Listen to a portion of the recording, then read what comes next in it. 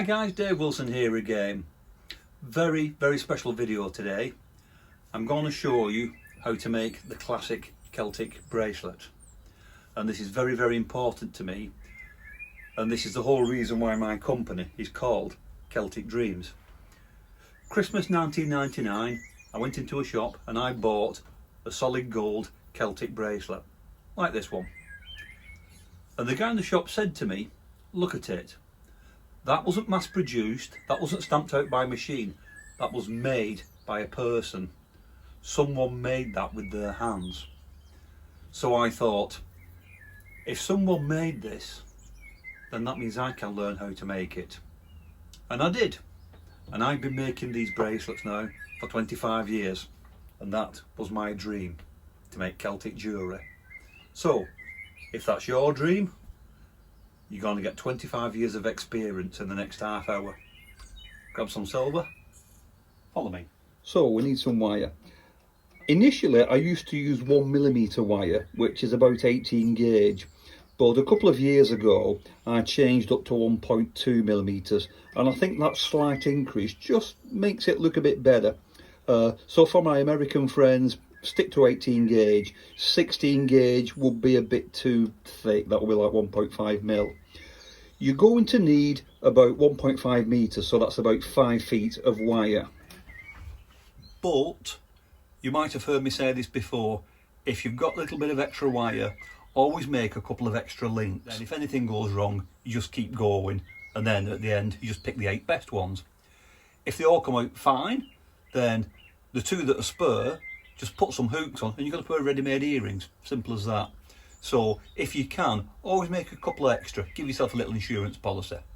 Top tip. Right, so to make an 8-inch bracelet, we're going to need 8 of these knot sections. Remembering what I've just said, I usually make a couple extra. But we're going to need 8 of these. Now, I can appreciate that, especially for a beginner, that might look incredibly overwhelming. Look really difficult, really complicated. So let's just put that up there, and let me show you this one. Exactly the same, but this one's not soldered. And if I do this and pull, can you see?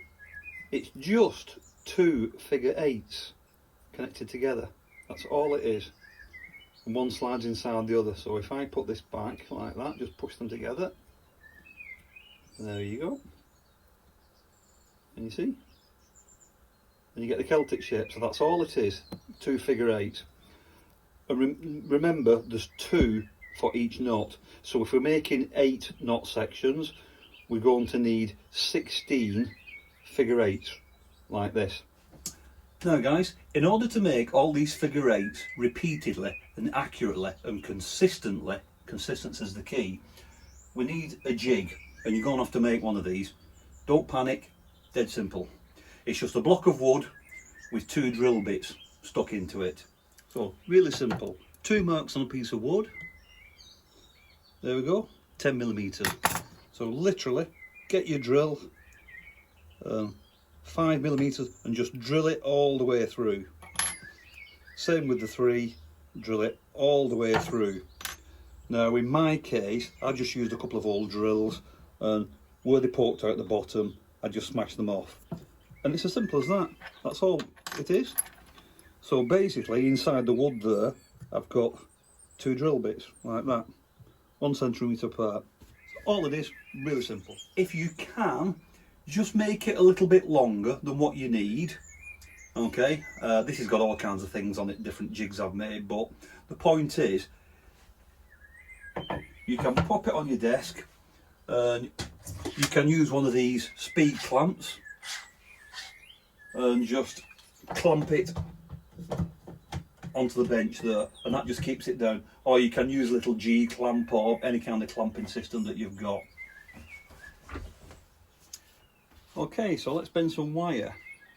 I've cut off just a couple of feet here. You don't need to do the whole coil in one go. This is my jig here, 5mm, 3mm, and I just have a little nail there that I've just knocked in. That gives me a starting point. So I've just got some little round pliers there. Just going to make a little hook on the end, and this is purely just to get started. on my starting block, round the first one. There we go. Round the small one. And I only do about 4 or 5 turns. Great tip here. Before I take them off the mandrel, I'm just going up the side there with a little Sharpie marker. Okay, just using my little cocktail stick there to lift them off. And it's just a case of using the flush cutters and just trimming them. 1, 2, 3, 4. So there we go. There's 3 figure 8s. Okay, so I've got 16 figure 8s and another 4 there for my insurance policy, so I've got 20 figure 8s. But this is a critical junction. I'm going to give you some advice now, and this is probably the greatest piece of advice I can give to any want-to-be jeweller. In fact, anything. And it's this. You are the quality control. Just think about that. I'll say that again. You are the quality control. Do not leave quality control up to your customer, because the first thing you're going to know about it is when the customer finds a problem and they bring it back, wanted to know why the bracelet's just fallen to pieces. Nobody else. There's nobody else here. It's just you. You are the quality control. So it's up to you to check things as you go along. Okay? So at this point, we need to pop them on the jig. That's what it's there for. Square them up, use some pliers, make sure that they're perfectly in line.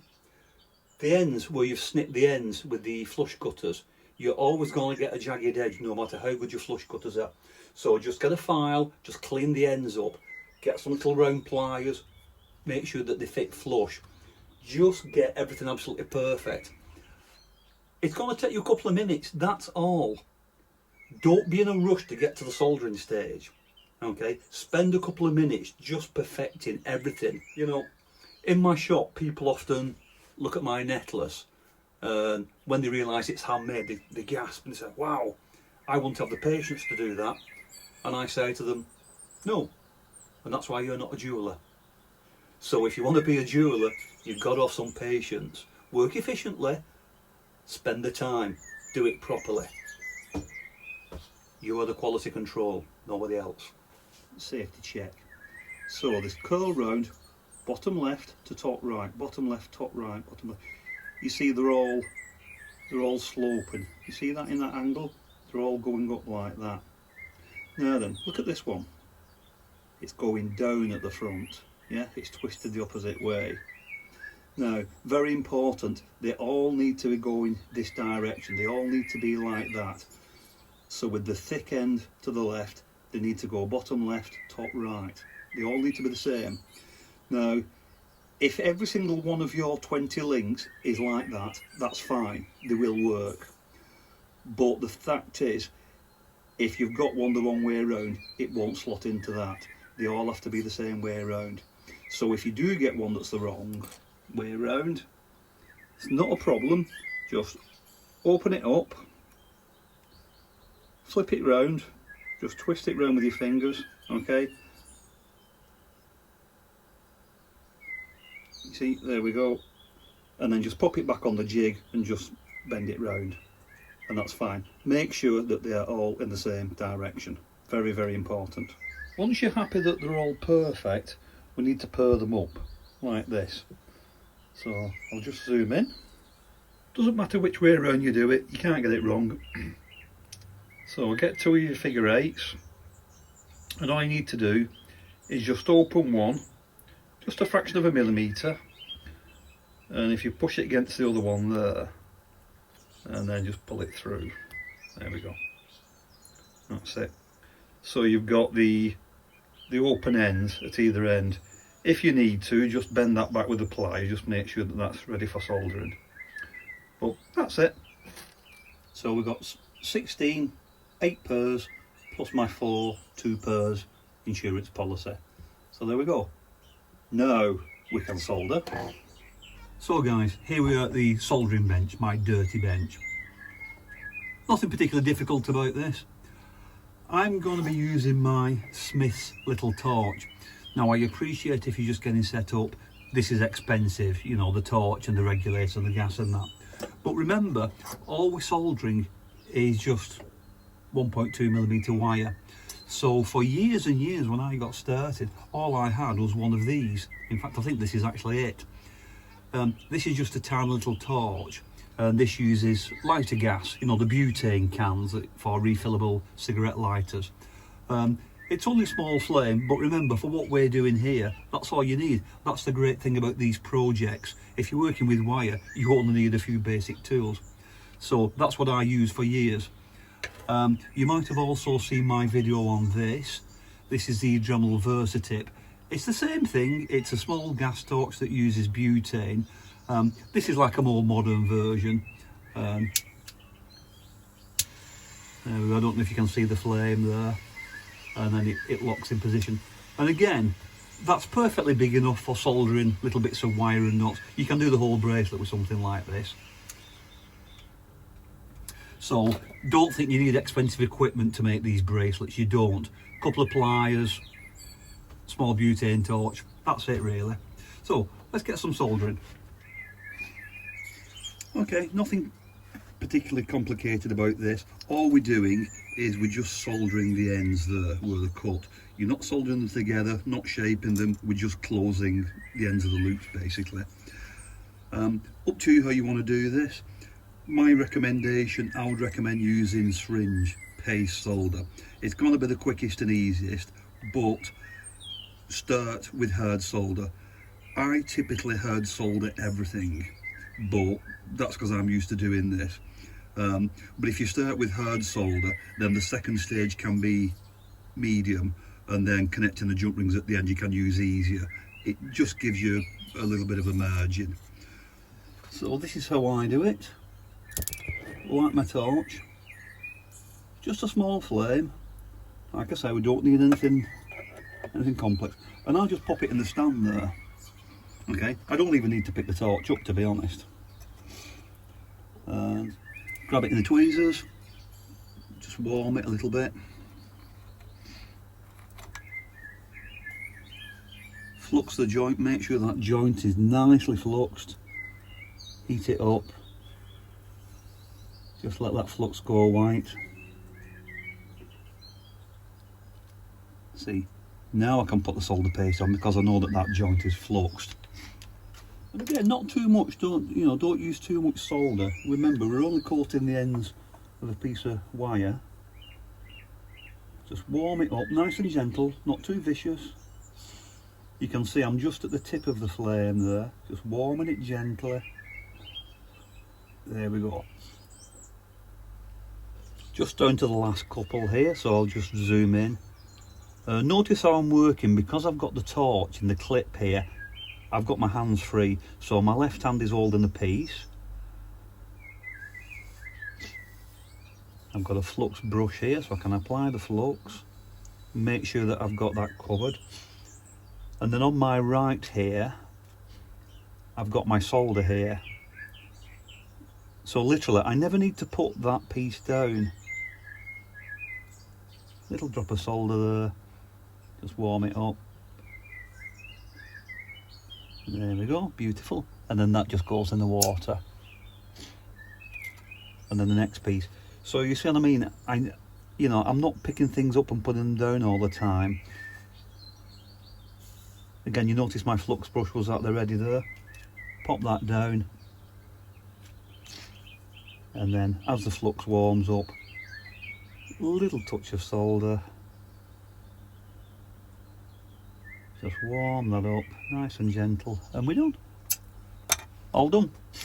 So you see, by working efficiency like that, by having my hands free, I can pick something up, flux it, solder it, put it down. I'm not having to pick things up and swap tools all the time. Very efficient. So try and create your own way of how you can work more efficiently. We now need to put all these into the pistol. So this will clean off all the oxides any flux, and just clean it up ready for the next stage. If you don't know what pittle is or what on earth I'm talking about, please subscribe to the channel. Check out my soldering video, how to solder silver and gold, where I explain all different types of solder. I've also made a video about this. This is Vitex safety pittle. Basically this is a powder, you mix it up with warm water and it forms an acid. That is used to clean the silver before and after soldering. So I'll just pop it in there. This is a crock pot, which is a little electric food warmer. This just keeps it warm. Obviously it works quicker. So just leave it in there for 10 minutes or so to clean up the silver. So there we go, all nice and clean, nicely soldered, fresh out of the pittle. Once again, quality control. Pop them back on the jig, make sure that they're all square, and that's a really important point at this stage. Check your solder joints. If they need cleaning up, a little needle file or a little bit of sandpaper, just clean them up, make sure that everything is as good as it can be. A great tip here, if you've got some parallel pliers or just flat jawed pliers, the horizontal bit there, just give a little squeeze and then flip it over, and then the same on that side. Okay, you know the straight pieces, the crossover pieces, and just give a little squeeze. It really does make all the difference. Something else I would say is, if you've got a tumbler or a barreling machine, pop them in that for 20 minutes. A tumbler was actually the first major tool I actually bought, so highly recommend it. Keep everything clean as you go along. If you don't have a tumbler, just pop them under a tap and use a brass brush, bit of soapy water, just clean them up. Make sure that they're all clean before we go to the next stage. So this is our starting position. We've got the smaller 3 mils at the outside there, and you want it so that these parallels are both in the same direction. Yeah, and basically all we're going to do is shove them together. There's no real trick to it. I can't explain it any better. You just got to push. One thing I can say is, if you absolutely cannot push them together, just open up that gap there. You see where it crosses over? So just hold it at the each end and twist it towards you. Just open up that little gap there. You see that there? Make sure there's a little gap. If that's too tight, it won't go. And so basically all we're doing is just push, and you need to kind of do both sides at the same time. So you see I'm pushing that side in there, but that side is also pushing in there, and I'm trying to do this at fingertips so you can see, and you see I'm kind of pushing it together like that. So like I say, it does help if you open them out a little bit, then it's not too tight. If everything is too loose and jiggling about, then what you can do is get some pliers and just give it a little squeeze. Again, where that crossover is, just gentle. So you see, that's not looking too bad there. Now, if we just look at that for a second, couple of problems. Can you see these gaps here? There and there is closed up. So we need to push it a little bit further. Something like that. Yeah, there we go. Now, as soon as I put it down, it might move. That's fine, but the point is at least I know that it's capable of going into that shape. So let's just take a look at a larger picture and take a closer look. Right, if I show you this picture, a couple of things you need to look out for. The most important thing is keep everything straight. So you see these ends there are parallel, and everything crosses over on the centre line. You see that? So that's very important. Keep everything straight. A couple of other things to take note. This space here and this space here, this is where the jump rings are going to connect it. You see, at either end. So we need enough space here for the jump ring to go through. So again, don't close up that space there. So if you push them too close together, these ends will close up. Vice versa, if you don't push them together enough, you'll have big gaps there, but you'll lose this shape here. Keep everything straight, keep everything on the centre line. Watch out for these gaps here and here, and if you do it right, you should have 2 parallel lines there, 2 parallel lines there, and you should have a nice little diamond in the middle, which is on a direct line with everything else. So that is absolute perfection. That's what we're aiming for. So you see, that one's looking absolutely perfect there. So all I'm going to do is just give it a little squeeze there, and that just helps everything to stay in place while I go and solder it. Okay, next we're going to make a little hook using the same wire, and the idea is that it matches the shape of the figure 8, so it kind of blends in with the rest of the bracelet. And if I pop this one on the jig there, hopefully that will make sense. Yeah, so that's what we're making. So we need 55mm or about 2 1/4 inches. So using my pliers there, just making a little loop. Okay, you see that? And I want it to go over that 3mm post. And once you've got a nice tight loop that fits around that 3mm, hold it with your pliers and just close it up. Just give a little bit of a squeeze there, so it's nice and tight 3mm. Okay, and I think you can see what's coming next. So we're going to wrap it all the way around, back here. Now I'm just going to trim it just a little bit, so it's just past the beginning there. See that? Just a couple of millimeters off the end. Okay, so we've got that. I'm now going to create this little loop here, and you want this as small and as tight as you possibly can. Just a tiny little loop. Okay, let's just straighten that out. And you don't need to do the whole thing with the pliers there, just get it going. And then what you might find easier is to get your flat pliers and then give it a little squeeze like that. And we're kind of closing it up really. This is just going to be the end of the hook, so it just blunts it off really, that's all we're doing. So there we go. You see it's kind of closed up there, perfect. So this is the tricky bit, doing this detailed soldering. Don't be intimidated by it, just take your time. I would recommend using paste solder again for this, but this time switch it up to the medium. So if you've used hard to do the ends, use medium now.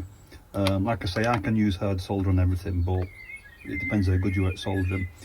And we're going to solder it in 4 places where the curve goes over and under. So 1, 2, 3, 4. Best piece of advice I can give you here is get yourself a pair of these. These are locking tweezers, so when you squeeze them they open and they're kind of spring loaded. I've got loads of these. I use them for pretty much every soldering operation. So grab your knot, pop it in between the tweezers, set it down, and this is very important here, make sure that it's not moved. Get it absolutely perfect in the tweezers. Okay, so let's zoom in. Okay, so if you look at that, we've got space at the ends, it's nice and straight, everything's parallel, absolutely perfect. So I'm going to put some little drops of solder on. Again, not too much solder, don't put too much on. And you want it just there, where it crosses over.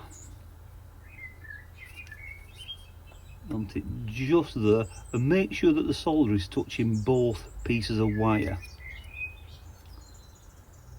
And then the same on the other side. We want it just there. It crosses over and just a little bit too much there, don't use too much, and just a little bit there. Okay, so 1, 2, 3, 4. And this is why I said if you use those little butane torches, they're perfectly fine, because you actually just need a small flame.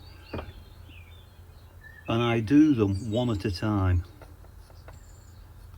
Remember, I don't want to desolder this very end here, so direct your flame towards the centre and just warm up the wire there. If your soldered falls off, don't worry, move on, do the next one. We can put some more on after. There we go. And you'll find that these little knots heat up very quickly, so once you've done the first one, you'll find the others heat up very quickly. And there we go, that's it. Remember, it's a tiny little piece of solder on a little piece of wire, so it only takes a second. That's it. Flip it over, just double check. You might want to just apply a little bit of heat here and there just to make sure that it's gone through to all round both sides. That's it. Move on. Next. So it's going to take a few minutes. Let's just show you how to do the hook.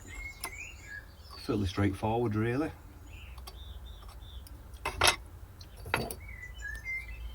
I'm going to put some flux on the hook, so some on there, right on the end,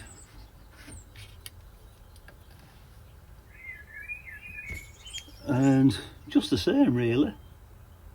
Nice bit of solder on there, generous this time, being generous, because I want a nice smooth end, and then little pile there.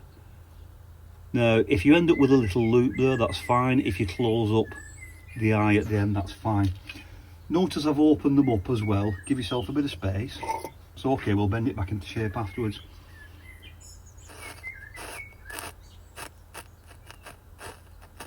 Just warm it up a little bit. Get that flux moving. And then very gently just warm it up until the solder flows. There we go, that's done. And then this one here, and there we go, I think that's done. There we go, all nicely soldered and out of the pickle. So I've got my 8, my 2 insurance, that one's polished because that's the one I was demonstrating with earlier. And I've got one of the hooks there that I've soldered up. Now you'll notice that they're slightly twisted. And that's correct, that's natural. Now the way I straighten them out is I use these. These are nylon job parallel pliers, and I just pop them in the pliers and I just give them a little squeeze. You see that? That's all it is. And it just helps to straighten them out and take that twist out of them. That one there, you can see that. You see how that's twisted? Okay, that's natural, that's the way they come out.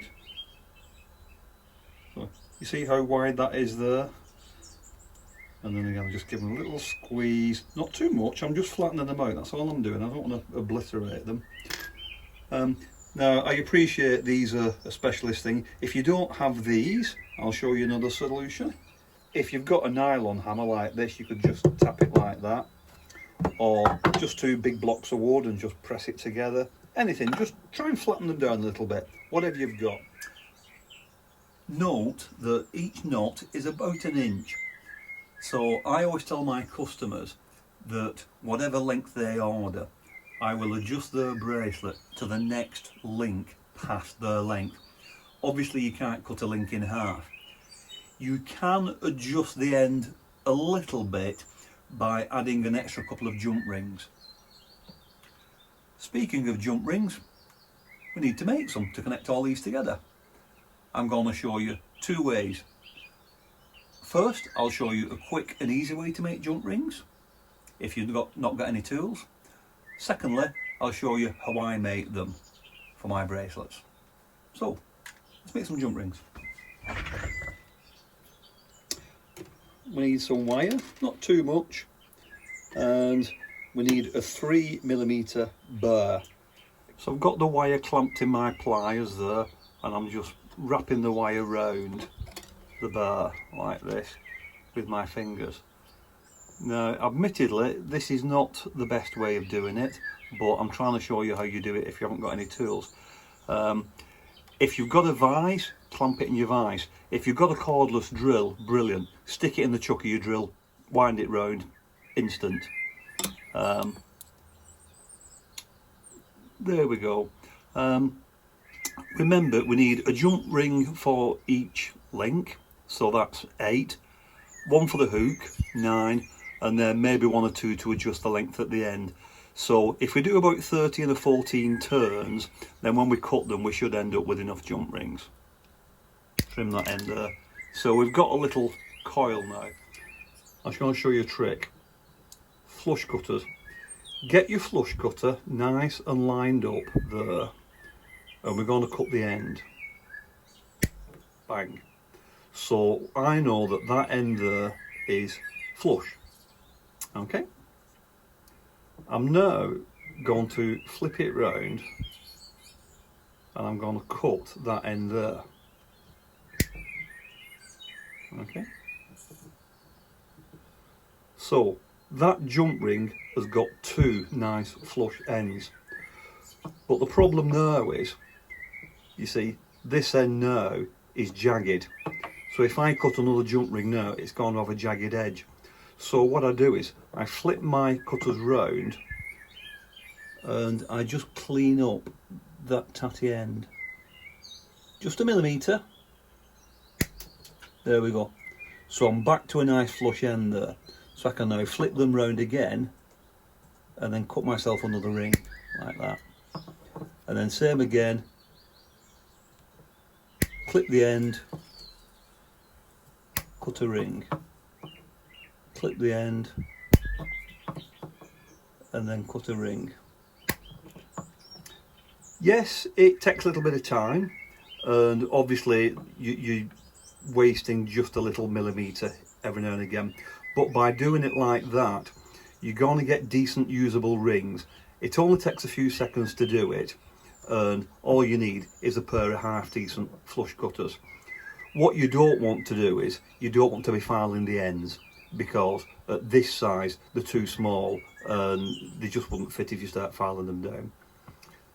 Another little tip if you're using this method, this is just a little pen knife, is just press down in between each jump ring, and all I'm doing is I'm just making a little bit of a gap.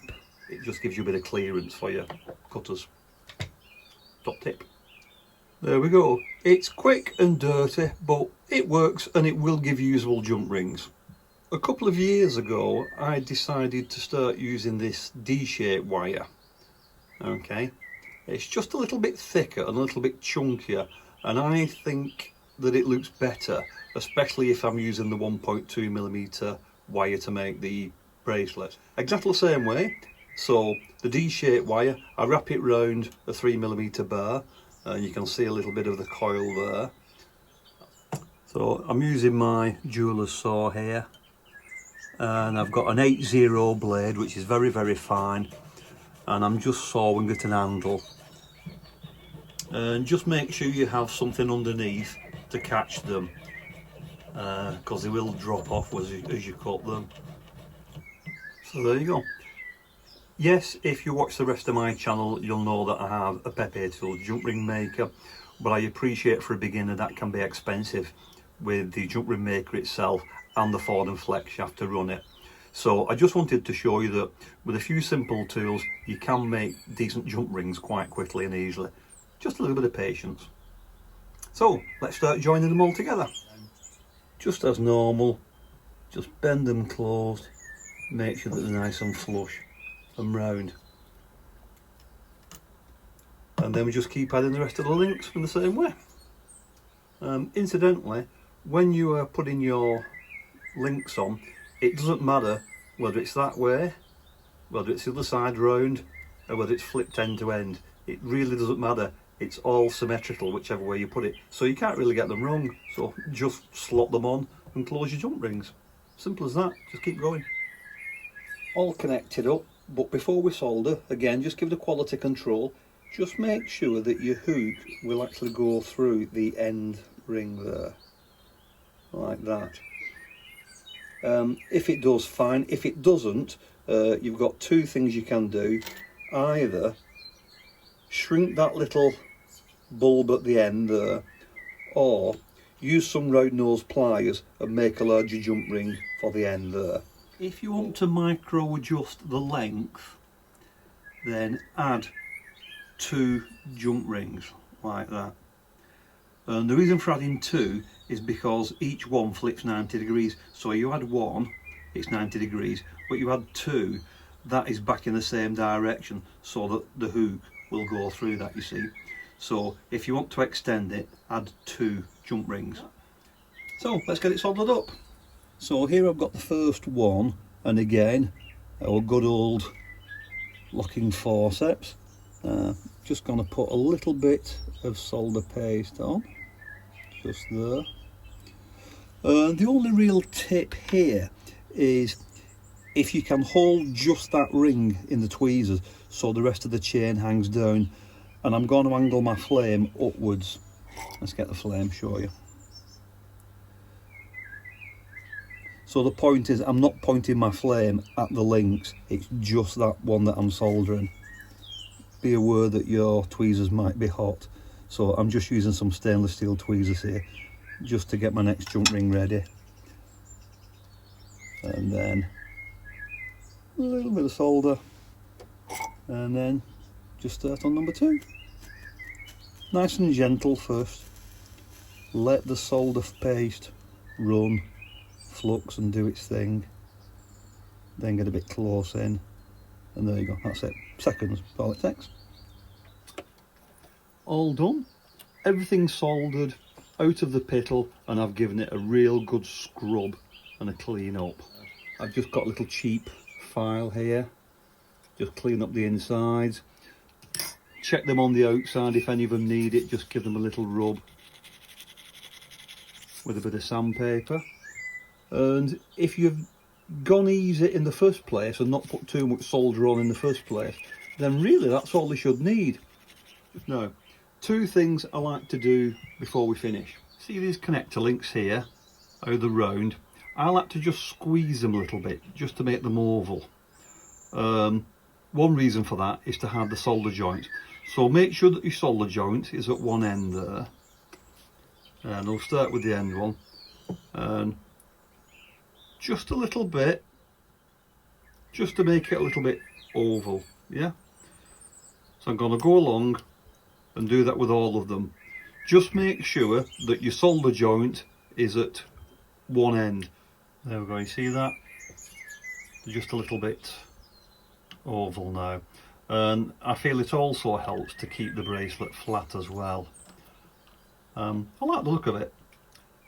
Okay, the very last thing I like to do is a steel block, or anything you've got, a piece of metal, or even just the top of another hammer. I'm just going to get a little hammer, and just on the curved part of the hook there, I'm just going to tap it. And what that does is, that makes the hook nice and strong and springy. All done. So guys, the only thing left to do really now is just give it a bit of a polish if it needs it. So let me just give you a little bit of final advice on that. If you've got a bench polisher, a Dremel or a flex shaft, do not use those, okay? Don't buff it, because if you use a buffing wheel of any description, all you will do is you'll flatten the detail on the front, you won't be able to get to the detail inside, and all you'll do is clog it all up with polishing compound, which you'll then have to try and scrub off. Plus it's dangerous if you're on a buffing wheel. So yeah, don't use a buffer on it. The best way to polish and clean Celtic patterns like this is with the tumbler. You know, barreling machine, you know, with pins and shot in it. Doesn't need to be expensive, and that was one of the first things that I bought. In fact, it was the first thing that I bought, like large tool wise. I highly recommend one. Do not get those with the plastic drain pipe on the top though, with the end caps on, they're a bit rubbish. Get one with a proper rubber barrel with a screw down lid, i.e. a low tone 3A tumbler or something like that. You can pick them up on eBay second hand. I've got 2 or 3 of them. I only paid about £50 each for them. So shop around, see if you can find one. Just get some shot, some soap, and yeah, that'll bring it up brilliantly. It'll rub it, polish it, get into all the details, and it's by far the best way of cleaning things like this. And it's not expensive. Don't use a bench polisher, don't need one.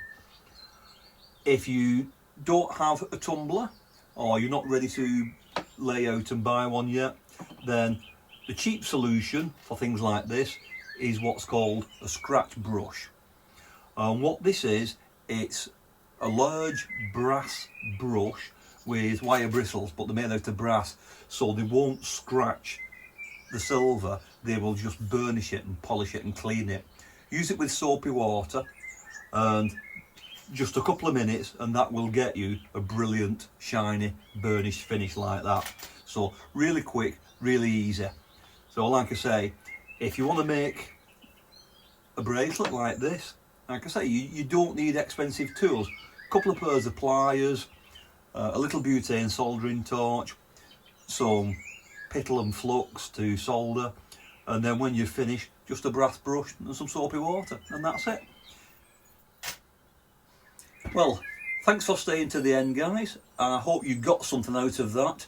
I've tried to condense 25 years of knowledge and experience into one programme. So yeah, it's a bit long, but hopefully there's some tips and advice in there for everybody, especially beginners. Last little thing, guys, if you could, please press the subscribe button. It doesn't cost you anything, it doesn't make me any money, but check out the rest of the channel. There's lots of videos. I've made videos on every single tool that I own.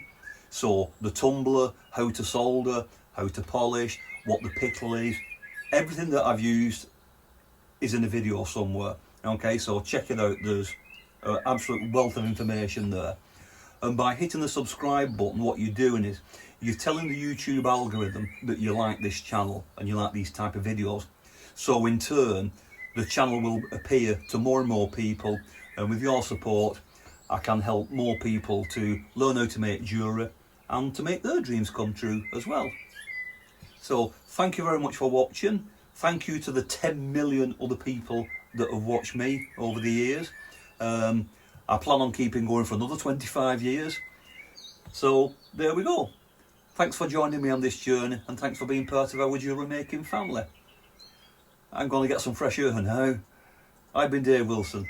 Thanks for watching, and I'll see you real soon on the next video. Bye for now.